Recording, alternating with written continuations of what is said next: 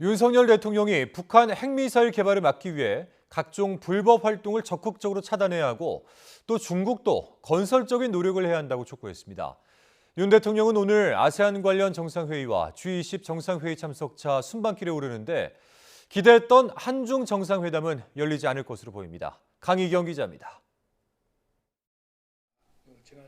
윤석열 대통령이 아세안 관련 정상회의와 G20 정상회의 순방 일정을 하루 앞두고 다시 한번 대북 압박에 나섰습니다. 이번 순방에서 북한의 핵미사일 위협에 맞서 국제사회의 단호한 대응과 공조를 촉구하겠다고 밝힌 겁니다.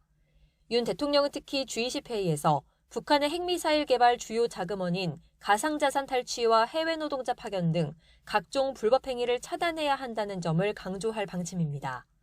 또 북한이 핵 개발을 중단하지 않으면 체제 불안정성은 계속 커질 거라고 경고했습니다. 중국을 향해서는 북한 비핵화를 위한 역할을 촉구했습니다. 무역 비중 등을 볼 때 중국이 북한에 대해 상당한 영향력을 갖고 있다며 유엔 안전보장이사회 상임이사국으로서 건설적인 노력을 해야 한다고 강조했습니다.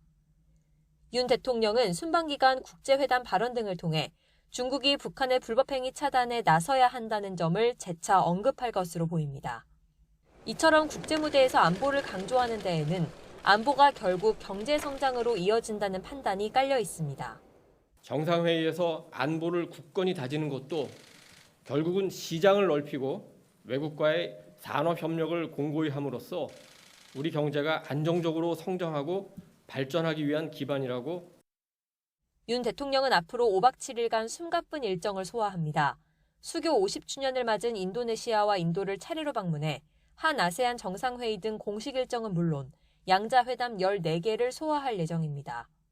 6개 국가와 추가로 회담 일정을 조율하고 있는데 중국 시진핑 국가주석이 G20 회의에 불참할 것으로 알려져 한중 정상회담은 성사되지 않을 전망입니다.